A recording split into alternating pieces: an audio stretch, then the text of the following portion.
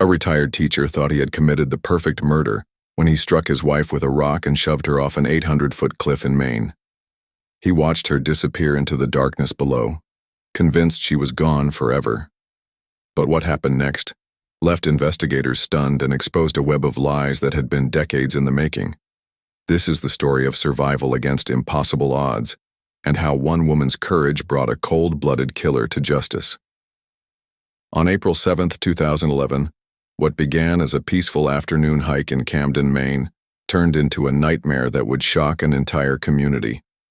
Charles Reed, a 71-year-old retired social studies teacher, and his wife of several years, Lisa, decided to explore the scenic trails of Maiden's Cliff. The couple appeared to be enjoying their retirement years together, living quietly in their comfortable home. Charles was well respected in the community, known for his decades of service in education. Lisa, a caring woman in her 50s, had built a life alongside him, trusting in the man she thought she knew. The cliff they chose to visit that day offered breathtaking views of Penobscot Bay, attracting hikers from across New England. It was supposed to be a simple afternoon outing, the kind that retired couples take to enjoy each other's company and the beauty of nature. The weather was perfect, the trails were well marked, and nothing seemed out of the ordinary. But as the sun began to set that evening, only one of them would walk away from that mountain. The other would be fighting for her life, having discovered a terrifying truth about the man she had married. What happened on that cliff would reveal that their marriage had been built on a foundation of deception, and that Charles had been harboring a dark secret that would change everything. Before we continue deeper into this shocking story, let us know in the comments where you're watching from. We'd love to hear from you. And if you're new here, click on the subscribe button so you never miss any of our upcoming videos. To understand the events that unfolded on Maiden's Cliff, we need to look at who Lisa really was. She was a woman who had overcome challenges throughout her life, building a career and maintaining close relationships with family and friends. Those who knew her described Lisa as resilient, kind-hearted, and someone who always saw the best in people. She had entered her marriage to Charles with genuine love and trust, believing she had found a partner for her golden years. Lisa enjoyed the outdoors, which made the hiking trip seem perfectly natural to those who knew the couple. She was the type of person who would help a neighbor in need and always had a kind word for everyone she met. Her friends remember her as someone who brought light into every room she entered. Charles, on the other hand, presented himself as the perfect husband to the outside world. His years as an educator had taught him how to project authority and trustworthiness. He was articulate, well-read, and seemed to genuinely care for his students during his teaching career. Neighbors saw him as a quiet, dependable man who kept his yard well-maintained and always exchanged pleasantries when they met. But there were aspects of Charles that even those closest to him didn't fully understand. Behind his calm exterior, financial pressures had been mounting for years. Unknown to Lisa, Charles had been struggling with debts that threatened to destroy the comfortable retirement lifestyle they had built together. The couple's marriage, while appearing stable from the outside, had begun to show cracks that only they could see. There were arguments about money, discussions about their future that never seemed to reach resolution, and a growing distance between them that concerned their closest friends. Lisa had recently come into a substantial inheritance, money that could have solved their financial problems. But instead of bringing them together, this windfall had created new tensions. Charles saw this inheritance as the solution to all his problems, while Lisa wanted to be more cautious about how they used this unexpected gift. These disagreements had become more frequent and more heated as the months passed. What made their situation even more complex was that Lisa had begun to suspect Charles was hiding something from her. There were phone calls he would take in private, documents he kept locked away, and a general secretiveness that hadn't been part of their relationship before. She had started asking questions, gentle at first, but becoming more persistent as her concerns grew. Lisa's friends later recalled that she had mentioned feeling uneasy about some of Charles's recent behavior, though she never imagined the extent of his deception. She was the kind of person who wanted to work through problems together, to find solutions that would benefit both of them. Charles, meanwhile, was feeling trapped by circumstances that seemed to be closing in around him. The financial pressure was becoming unbearable, and Lisa's questions were making it harder for him to maintain the facade he had carefully constructed. He had made financial decisions without consulting her, decisions that had put them both at risk. The inheritance that should have been their salvation had instead become a source of conflict, with Lisa insisting on transparency about their finances, while Charles desperately tried to hide the full extent of their problems. As spring arrived in 2011, the tension between them had reached a breaking point. Their friends and neighbors had no idea how serious the situation had become. To everyone around them, Charles and Lisa appeared to be just another retired couple enjoying their later years together. They attended community events, maintained their home, and seemed to have the kind of stable relationship that many people envied. But behind closed doors, conversations had become arguments, trust had eroded, and Charles had begun to see his wife not as a partner but as an obstacle to solving his problems. The stage was being set for a confrontation that would change everything, though no one could have predicted how far Charles was willing to go to get what he wanted. The morning of April 7, 2011, started like any other day for Charles and Lisa. They had breakfast together, discussed their plans for the afternoon, and Charles suggested they take a hike to Maiden's Cliff. Lisa was delighted by the suggestion. She loved spending time outdoors, and the weather was perfect for hiking. She packed some water and snacks, put on her hiking boots, and looked forward to an afternoon of enjoying nature with her husband. Charles appeared equally enthusiastic about the outing, helping her prepare and talking about the beautiful views they would see from the cliff. There was nothing in his demeanor that suggested the dark plan he had been formulating. The drive to Camden Hill State Park was pleasant, filled with casual conversation about the scenery and their plans for the weekend. Lisa pointed out wild flowers beginning to bloom along the roadside, while Charles navigated the winding roads that led to the trailhead. Other hikers were enjoying the same beautiful day, and the parking area had several cars belonging to families and couples who had the same idea. The trail to Maiden's Cliff was well marked and relatively easy, making it popular with people of all ages. As they began their hike, they encountered other visitors heading up or down the mountain, exchanging friendly greetings as is common among hikers. The climb to the cliff took about an hour, and Lisa enjoyed every minute of it. She pointed out interesting rock formations, identified birds by their calls, and seemed genuinely happy to be spending this time with Charles. He responded appropriately, but his mind was focused on what he planned to do once they reached their destination. The trail wound through beautiful forest before opening up to the dramatic cliff face that gave the location its name. The view from the top was spectacular, with Penobscot Bay stretching out below them and the surrounding mountains visible in every direction. As they reached the cliff area, they found themselves alone. The timing seemed perfect to Charles. No other hikers were visible, and the sound of wind and rustling leaves would mask any noise. Lisa walked to the edge of the cliff to take in the view, commenting on how beautiful everything looked from this height. She was completely unsuspecting, focused on the natural beauty surrounding them and enjoying what she thought was a romantic afternoon with her husband. Charles positioned himself behind her, and for a moment, even he seemed to hesitate. But his financial desperation and the opportunity presented by Lisa's inheritance pushed him forward. What happened next shattered the peaceful afternoon in an instant. Charles struck Lisa from behind with a rock he had picked up from the trail, hitting her head 3 times with brutal force. The attack was sudden and vicious, catching Lisa completely off guard. Dazed and bleeding from her head wounds, she tried to understand what was happening as Charles grabbed her and dragged her toward the edge of the 800-foot cliff. The realization of his intent hit her like a second blow. The man she had married, trusted, and loved was trying to kill her. Lisa tried to fight back despite her injuries, but Charles was determined to complete his plan. He pushed her over the edge, watching as she disappeared into the darkness below. The cliff face dropped hundreds of feet to jagged rocks and dense forest, and Charles believed no one could survive such a fall.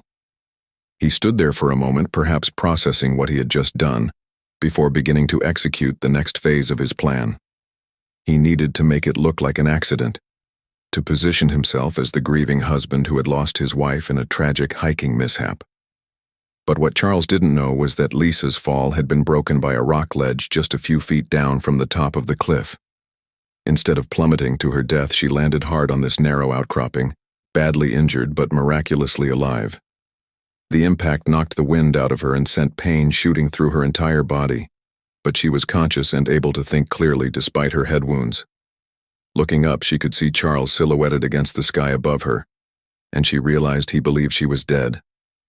Lisa faced an impossible choice in that moment.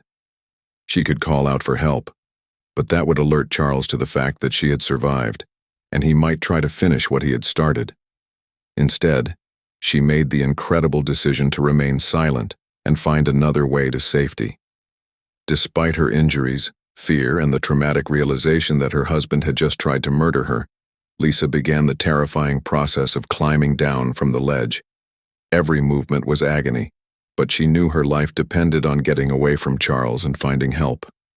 The climb down the mountain was a nightmare that seemed to last forever. Lisa had to navigate steep, rocky terrain while dealing with head injuries that affected her balance and vision. Her hands were scraped raw from grabbing onto rocks and branches, and she was bleeding from multiple wounds.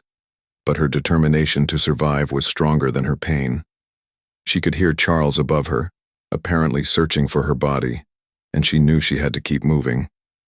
Each step down the mountain took her further from immediate danger, but closer to the challenge of finding help in the wilderness.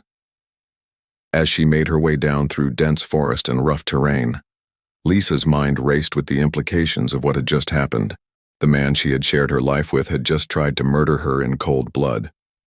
The hiking trip she had been looking forward to had been a carefully planned execution. Every kind gesture, every loving word from Charles now seemed like part of an elaborate deception. But she couldn't afford to process these emotions fully. Her survival depended on staying focused on the immediate challenge of getting to safety. Hours after the attack, as darkness began to fall over Camden Hills, Lisa finally emerged from the forest onto a road where she was spotted by a passing motorist.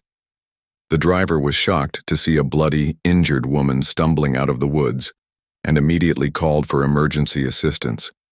Lisa was rushed to the hospital, where doctors treated her head wounds and began to assess the full extent of her injuries. Despite her trauma, she was able to communicate with the medical staff and provide initial details about what had happened to her. The fact that she had survived the attack and managed to climb down the mountain was nothing short of miraculous. Meanwhile, Charles had implemented his plan to cover up the crime. After pushing Lisa off the cliff, he had waited for what he thought was an appropriate amount of time before calling for help himself. He reported to park rangers that his wife had fallen from the cliff during their hike, presenting himself as a distraught husband desperate to find his missing wife. Charles even managed to injure himself during this time, later claiming he had hurt himself while trying to help Lisa or during his own fall while searching for her. His performance was convincing enough that initial responders treated him as a victim rather than a suspect. Search and rescue teams were deployed to look for Lisa's body, and Charles participated in these efforts, maintaining his facade as a grieving husband. He provided details about their hike, explained where they had been when the accident occurred, and expressed appropriate concern for his wife's welfare. Park rangers and local police initially had no reason to suspect that anything other than a tragic accident had taken place. Maiden's Cliff had been the site of accidental deaths before, and Charles's story seemed plausible to those who first interviewed him. However, when word reached the search teams that Lisa had been found alive and was at the hospital, everything changed immediately. The discovery that she had survived meant that investigators could hear her version of events, and what she told them was dramatically different from Charles's story. Lisa provided a clear account of being attacked by her husband, struck with a rock, and deliberately pushed from the cliff. Her testimony transformed what appeared to be a tragic accident into an attempted murder investigation. Detectives began examining Charles's story more carefully, and inconsistencies became apparent almost immediately. His explanation of how Lisa fell didn't match the physical evidence at the scene or her injuries. The location where he claimed the accident occurred wasn't consistent with where Lisa had actually been found. Most importantly, Lisa's head injuries were clearly consistent with being struck by a blunt object, rather than with injuries that would result from an accidental fall. The pattern of her wounds told a story that contradicted everything Charles had claimed. Investigators also began looking into the couple's background and discovered the financial pressures that Charles had been hiding from Lisa. They found evidence of mounting debts, poor investment decisions, and the recent inheritance that Lisa had received. This provided a clear motive for the attempted murder. Charles stood to benefit significantly from Lisa's death, both by eliminating someone who was asking difficult questions about their finances and by gaining access to her inheritance. The financial investigation revealed a man who was desperate and saw murder as his solution. Physical evidence from the scene further contradicted Charles's version of events. Investigators found the rock that had been used to strike Lisa, still bearing traces of blood and hair. They documented the exact location where the attack had taken place and compared it to Charles's story about an accidental fall. The evidence clearly showed that this had been a deliberate attack rather than a hiking mishap. Even Charles's own injuries appeared to be self-inflicted, possibly sustained when he threw himself down the cliff after pushing Lisa, in an attempt to support his cover story. Phone records and financial documents painted a picture of a man under extreme pressure who had been planning something drastic for weeks before the attack. Charles had made inquiries about Lisa's life insurance policy, researched the inheritance laws that would apply to her estate, and had even looked up information about hiking accidents. This digital trail provided investigators with evidence that the attack had been premeditated rather than a crime of passion. The case against Charles was becoming stronger with each piece of evidence they uncovered. The turning point in the case came when Lisa was strong enough to provide a detailed statement to investigators about what had happened on Maiden's Cliff. Sitting in her hospital bed, still bearing the physical scars of her husband's attack, she recounted the events of that terrible day with remarkable clarity and courage. Her testimony was devastating to Charles's defense, providing investigators with a first-hand account of attempted murder that completely contradicted his story of an accidental fall. Lisa described how Charles had struck her from behind with a rock, hitting her head multiple times before dragging her to the edge of the cliff. She explained how she had realized, in those terrifying moments, that her husband intended to kill her. Most powerfully, she testified about the moment when Charles pushed her over the edge, and her miraculous survival by landing on the rock ledge that saved her life. Her account was detailed, consistent, and delivered with the kind of emotional authenticity that could not be fabricated. When confronted with Lisa's testimony and the mounting physical evidence against him, Charles's carefully constructed story began to fall apart completely. His lawyers advised him of the strength of the case against him, and the prosecution presented evidence that showed clear premeditation. The financial motive was overwhelming. The physical evidence was indisputable, and now they had the victim's own testimony about what had really happened. Charles was facing the reality that his plan had failed catastrophically. The most shocking revelation came when investigators revealed the full extent of Charles's planning. They had discovered that he had researched hiking accidents, looked into Lisa's insurance policies, and had even made tentative inquiries about selling their home. This wasn't a crime of passion or a moment of temporary insanity. It was a calculated murder plot that had been months in the making. The man who had appeared to be a loving husband had actually been planning his wife's death while continuing to share meals with her, sleep beside her, and maintain the facade of their marriage. Perhaps even more chilling was the discovery that this might not have been Charles's first attempt to harm Lisa. Investigators found evidence suggesting he may have tried to poison her in the weeks leading up to the cliff incident, though this could not be definitively proven in court. The pattern that emerged was of a man who had been systematically planning his wife's death while maintaining the appearance of a normal marriage. When confronted with this evidence, Charles finally understood that his years of deception had come to an end, and that Lisa's survival had exposed everything he had tried so desperately to hide. The trial of Charles Reed was a media sensation that captured the attention of the entire state of Maine. The prosecution presented overwhelming evidence of premeditated attempted murder, including Lisa's powerful testimony, the physical evidence from the scene, and the financial motive that had driven Charles to attempt to kill his wife. The defense struggled to counter the mountain of evidence against their client, and Charles's own contradictory statements had made their job nearly impossible. In the end, Charles was found guilty of attempted murder and was sentenced to 25 years in prison, with all but 10 years suspended and 6 years of probation. The judge's sentence reflected both the seriousness of the crime and the incredible fact that Lisa had survived what should have been a fatal attack. The courtroom was packed with supporters of Lisa, who had become a symbol of survival and resilience in the face of unthinkable betrayal. Lisa's recovery was both physical and emotional, requiring months of healing from her injuries and years of therapy to process the trauma of discovering that her husband had tried to murder her. She had to rebuild her entire life, learning to trust again and finding the strength to move forward after such a devastating betrayal. Her courage throughout the investigation and trial inspired many others who had faced domestic violence and showed that survival was possible, even in the most hopeless situations. The case had a profound impact on the Camden community, shattering the illusion that domestic violence only happens to certain types of people. It demonstrated that abuse can hide behind the most respectable facades, and that even educated, well-regarded members of society can be capable of shocking violence. For Lisa, justice had been served, but the scars of that day on Maiden's Cliff would remain with her forever. This case raises profound questions about how well we really know the people closest to us. Lisa trusted Charles completely, never suspecting that the man sharing her bed was planning her murder. She survived through a combination of miraculous luck and incredible determination, but how many others in similar situations haven't been so fortunate? Think about this story and ask yourself, what would you have done in Lisa's position? Would you have had the presence of mind to remain silent on that ledge, knowing that calling for help might have alerted your attacker that you were still alive? Could you have found the strength to climb down a mountain with serious head injuries, driven only by the will to survive? This case also makes us wonder about the warning signs that might have been missed.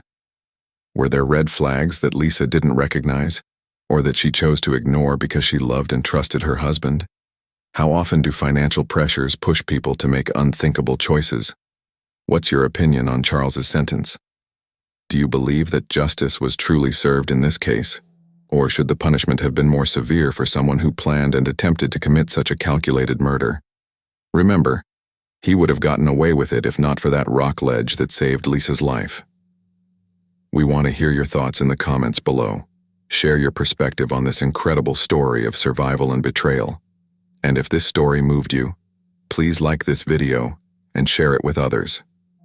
Subscribe to our channel for more true crime stories that examine the darkest aspects of human nature and the incredible strength of those who survive them. Thank you for watching, and we'll see you in the next one.